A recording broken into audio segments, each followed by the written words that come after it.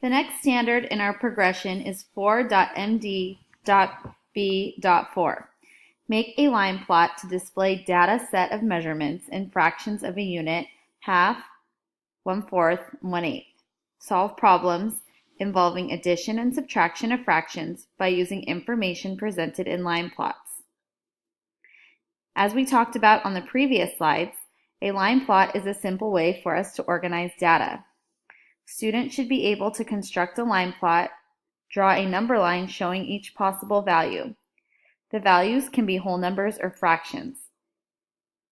Children should place an X at the appropriate spot above the number line for each value. An example in the classroom for making a line plot could be to interpret the difference in length between the longest and shortest specimens in an insect collection.